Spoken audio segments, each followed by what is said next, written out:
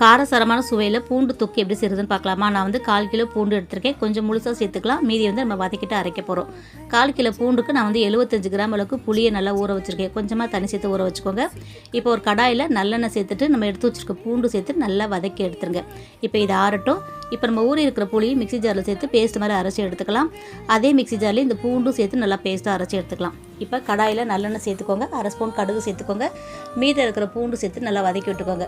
இது கூடவே அரைச்சி வச்சுருக்கிற பூண்டு பேஸ்ட்டு புளி பேஸ்ட்டு சேர்த்துட்டு மிக்ஸி ஜாரில் கொஞ்சம் தண்ணி சேர்த்து கலந்து நல்லா கொதிக்க விட்டுருங்க.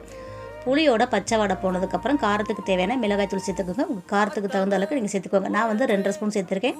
கூடவே உப்பு சேர்த்துட்டு மூடி போட்டு சிம்மிலே வச்சு நல்லா எண்ணெய் தெளிய கொதிக்க விட்டுருங்க. இப்போ நல்லா எண்ணெய் தெளிஞ்சு வந்துருச்சு. இப்போ 1 ஸ்பூன் அளவுக்கு நான் நாட்டு சக்கரை சேர்த்துக்கிறேன். நீங்கள் நாட்டு சக்கரை, வெல்லம் எது இருக்கோ சேர்த்துக்கோங்க. கொஞ்சமாக பெருங்காயத்தூள் சேர்த்துட்டு சிம்மிலே வச்சு நல்லா எண்ணெய் பிரிய விட்டு இறக்குனீங்கன்னா சூப்பரான பூண்டு தொக்கு ரெடி ஆகிடும். இது சாப்பாட்லேருந்து சப்பாத்தி வரைக்கும் தொட்டு சாப்பிட்லாம், அருமையாக இருக்கும்.